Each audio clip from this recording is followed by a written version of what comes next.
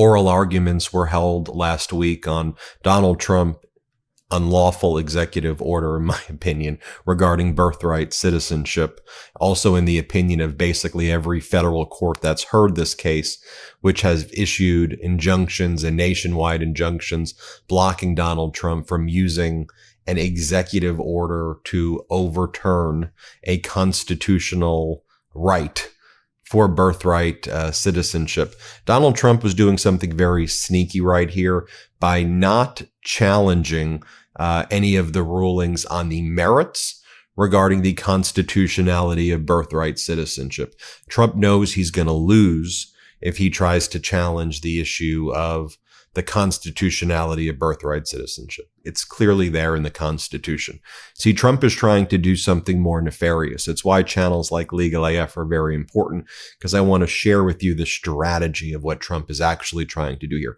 So Trump is attacking the ability of federal courts to issue nationwide injunctions, even though Trump and all of his MAGA people relied on nationwide injunctions themselves during the Biden administration to try to derail Biden policies like student loan debt forgiveness. So what the Trump regime realizes, even if there's a losing issue where they're losing in all of these federal courts across the country, if they prevent a federal court from issuing a nationwide injunction, they could try to engage in their illegal conduct in all of the other districts where a specific federal court that issues the injunction is not based, thereby taking away the effect of a federal court. So in the case of birthright citizenship, say if a court in Massachusetts rules that in a specific district, rules that Donald Trump did not have a right to issue an executive order removing birthright citizenship from the Constitution, Trump would still then say, well, that's only available in Massachusetts, that injunction, so I'm still going to engage in the unlawful conduct everywhere else, and thereby really remove the power of a federal court on basic issues like that. So Michael Popok and I broke this down. Let me play you our discussion of it in the last Legal AF. Let's play it. Popok, a big week in the Supreme Court. There were also oral arguments in the case Trump versus New Jersey, a consolidated group of cases where via an executive order, which is not a law, Donald Trump tried to overrule the constitutional right of birthright citizenship because he doesn't like it.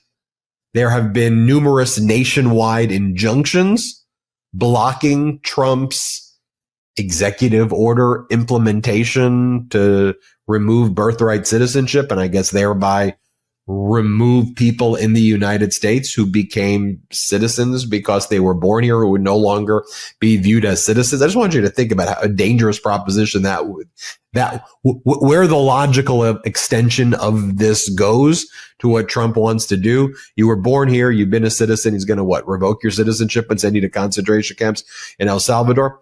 So there were numerous nationwide injunctions in federal courts across the country.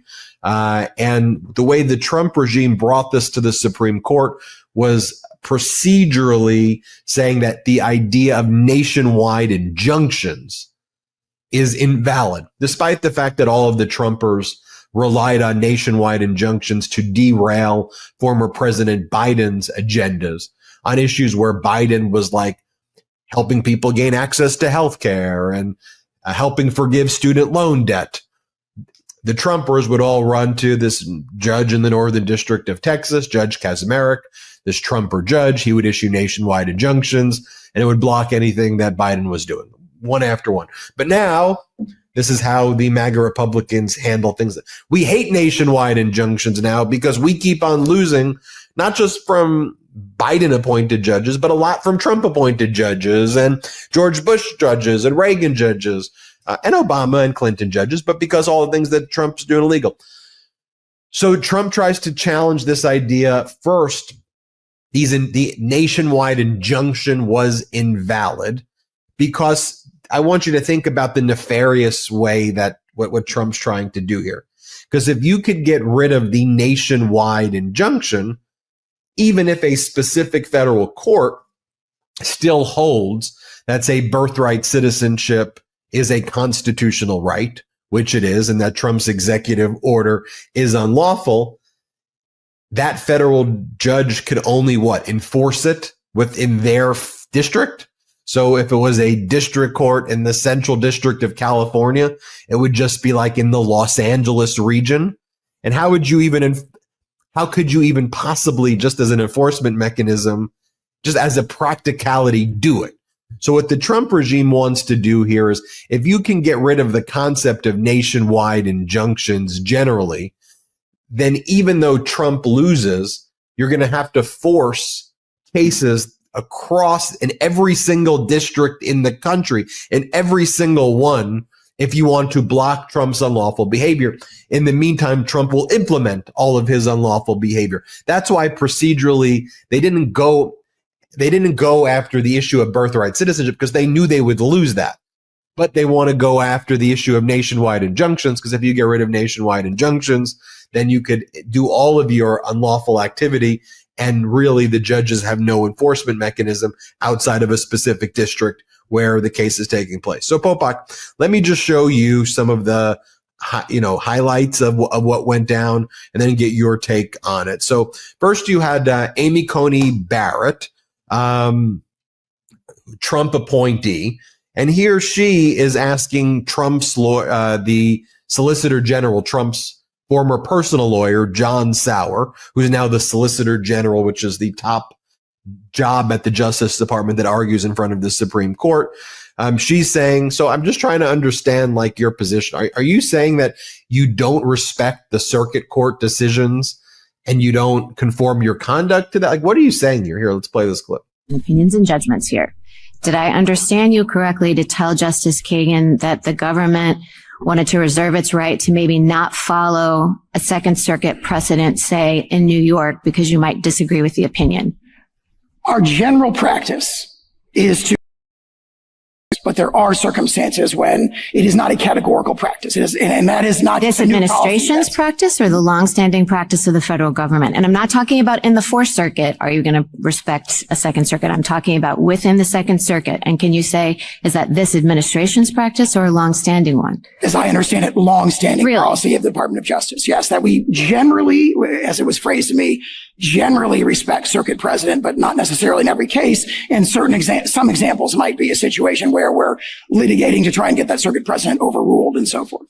Well, okay. So I'm not talking about a situation in which, the Second Circuit has a case from 1955 and you think it's time for it to be challenged. That's not what I'm talking about. I'm talking about in this kind of situation. I'm talking about this week, the Second Circuit holds that the executive order is unconstitutional. And then what do you do the next day or the next week? Generally, we follow those. So you're still saying generally? Yes. And you still think that it's generally the policy, longstanding policy of the federal government to take that approach? That is my understanding. Okay. But it sounds to me like you accept a Cooper versus Aaron kind of situation for the Supreme Court, but not for, say, the Second Circuit. Where you would respect the opinions and the judgments of the Supreme Court, and you're saying you would respect the judgment, but not necessarily the opinion of a lower court. And again, I think in the vast majority of instances, our practice has been to respect the opinion as well, in the circuits as well. But my understanding is that has not been a categorical practice in the way respect for the precedents and the judgments of the Supreme Court has been. So you're not hedging at all with respect to the precedent of this court? That is correct. I believe the quotation from our application directly addresses that, and we stand by that completely. Okay. Now let me show you Justice Kagan, what she had to say at these hearings.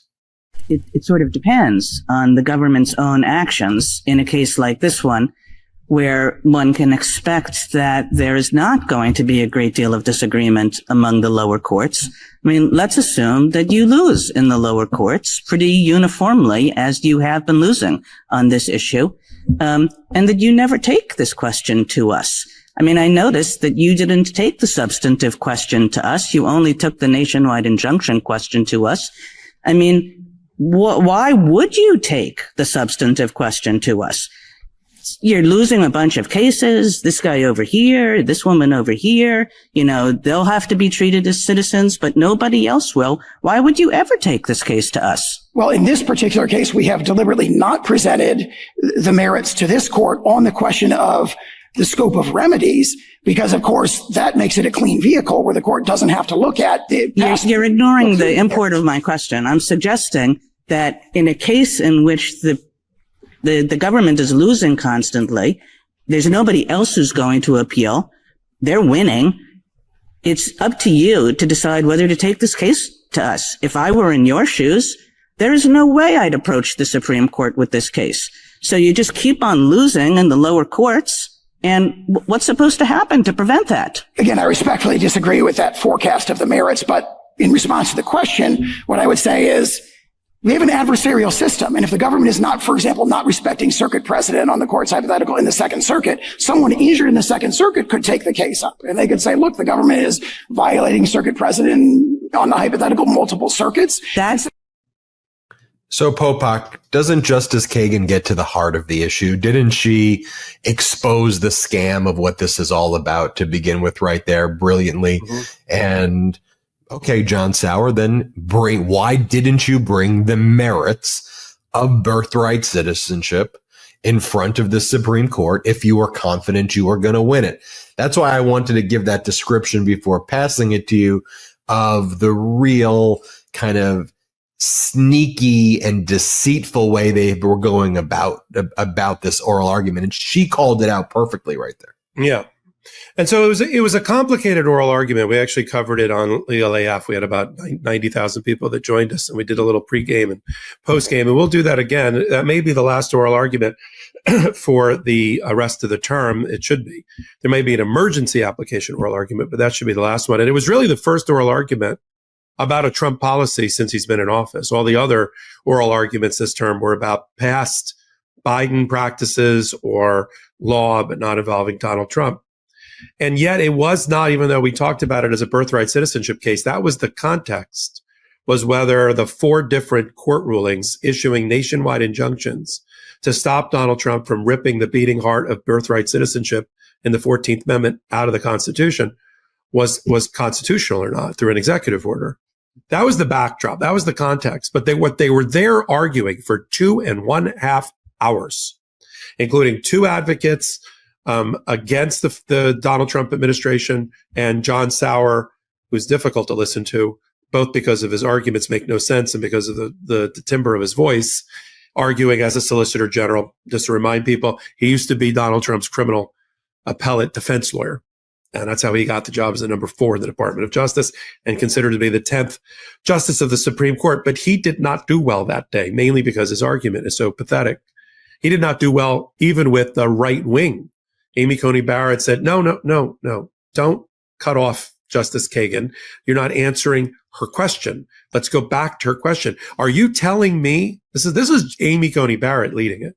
Are you telling me that you're not going to respect precedent from the Second Circuit in New York in a New York matter? I want to just understand what the position of the Department of Justice and the administration is. And you saw him tap dancing his way around that. And then she said, what we're here on is about whether the proper vehicle to bring this case back to the United States Supreme Court on the underlying substantive merits issue of birthright citizenship. Is the proper vehicle a class action where a federal judge certifies a class of people impacted by this executive order? Or is it a nationwide injunction from a single judge with single parties in front of them? And why do you care which it is? This goes back to the Kagan point. They don't care because they're going to oppose both because they want to divide and conquer. They want every baby born to a parent who's not a U.S. citizen to hire a lawyer. Okay, that's the underlying merits of this case. Because if every baby has to go individually into a courtroom, that will, of course, allow the policy de facto to continue. And there's no incentive. In fact, it is a disincentive for the Trump administration to take any of those cases up on appeal or let any of them get up on appeal before this term is over. Their term is over. And that was Kagan's point. We see your trick. Your trick is you'll never bring these cases up to the United States Supreme Court. And we'll get them 2 and 3 and 4 years from now. And even Kavanaugh said, what do we do with the babies? Give me what the federal, this was Kavanaugh. No, I don't know. I don't understand. Tell me how the administration is going to handle this. Well, it'll be for the federal administration to handle it. No, I heard that. Explain to me how you handle this. You have a series of countries who have said if the baby's not born in that country, they are not recognized to be a citizen of that country. And the baby was not going to be recognized to be a citizen of the U.S. So what do we have? Citizenless babies? Tell me how that works. And of course, John Sauer can't answer it. John Sauer likes to keep going back when he's pressed on the merits about slavery. This is where Donald Trump got the big idea to keep talking about slavery. You know, when he's not talking about the N-word as being nuclear, another trolling of Black and brown Americans and those that are fair-minded. But this administration loves doing that. He started his whole argument with slavery. He ended his rebuttal with slavery. Yes, John.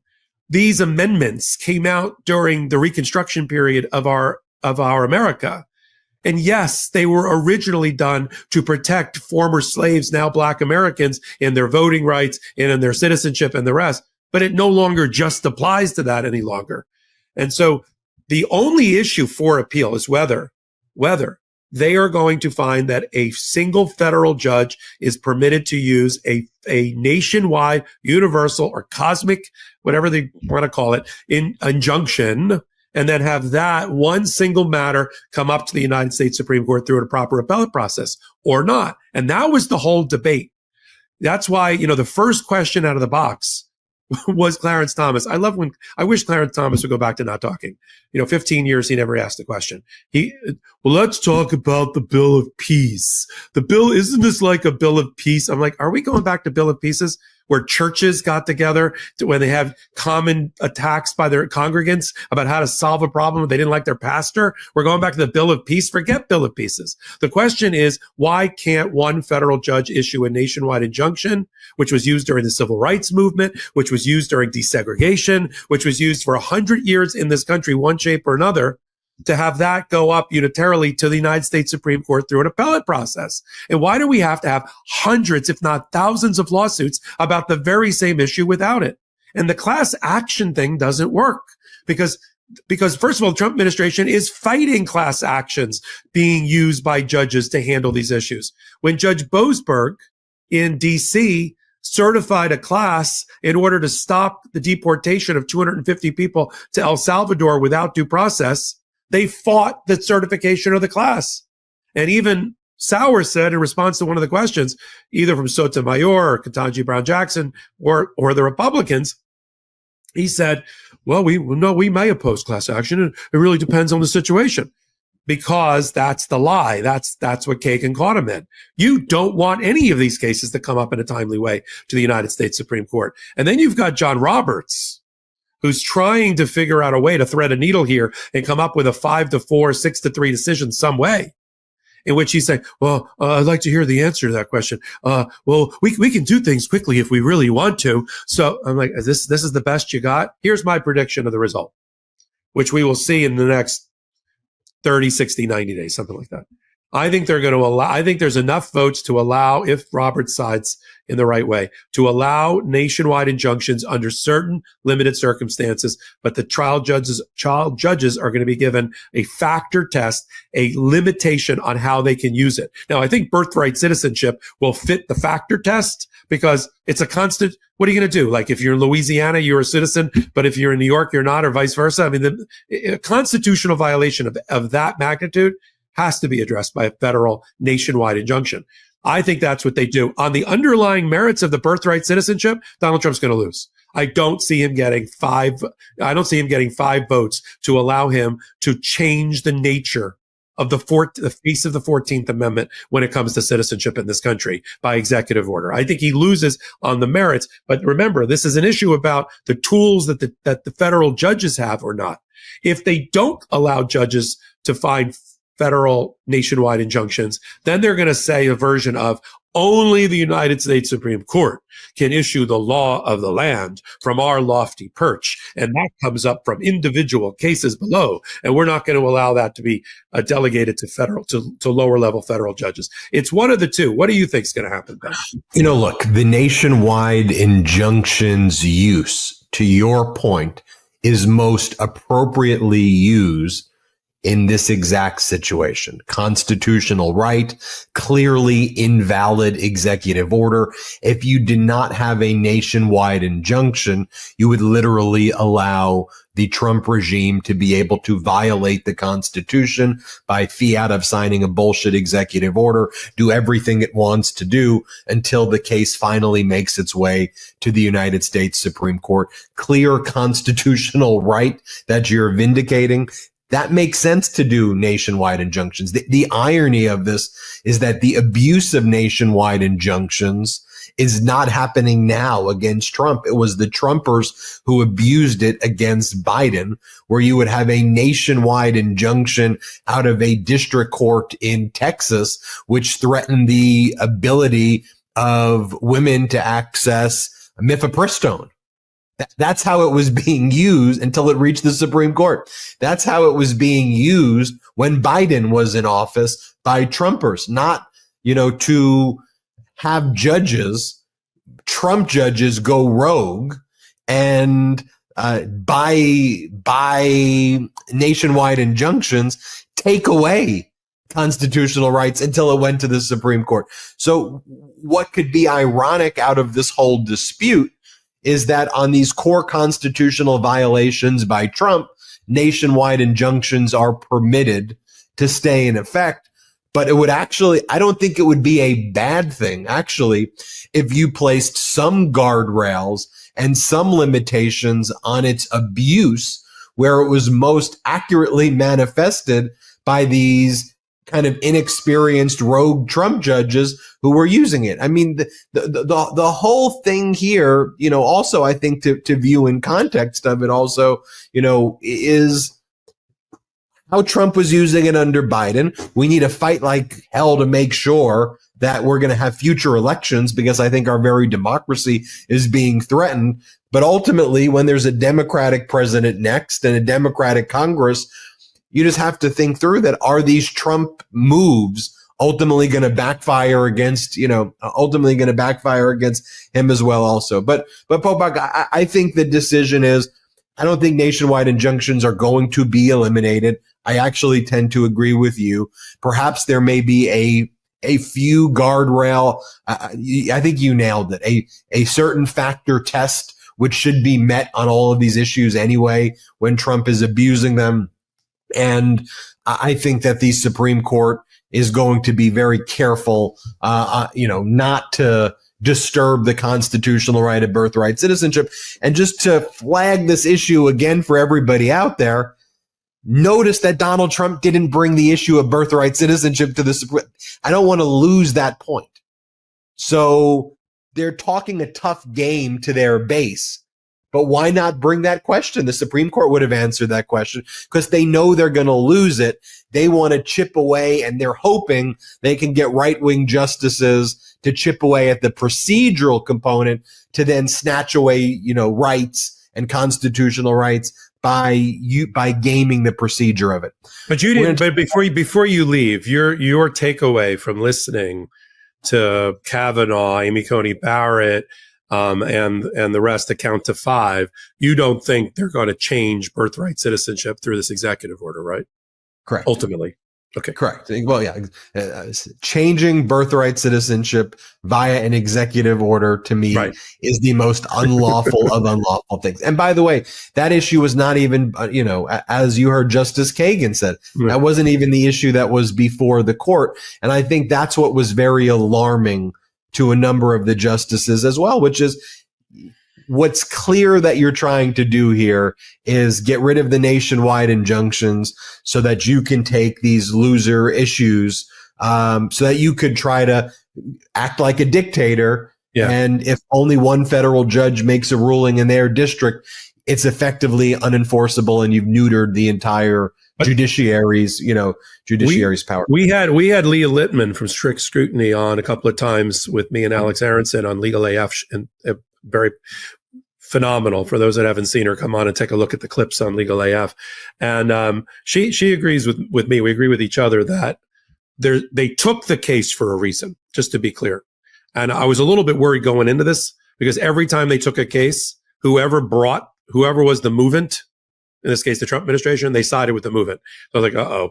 But I think because they took this case, given such a backdrop of birthright citizenship, but then spent 2.5 hours on this, there's no chance we're going to get a one-liner. You and I are not going to report on, oh, they just hit stayed. No, they are going to, they took this case against this horrific backdrop for a reason. And I think we are going to get a ruling about the future of nationwide injunctions and how you use them. Otherwise, there's no way they would have done this for almost a 3-hour oral argument and decide to take this case at this moment and give it up on the last oral argument of the term. Well, anyway, thanks for watching that as well. And make sure you subscribe to the Legal AF YouTube channel. Thanks. Can't get your fill of Legal AF? Me neither. That's why we formed the Legal AF Substack.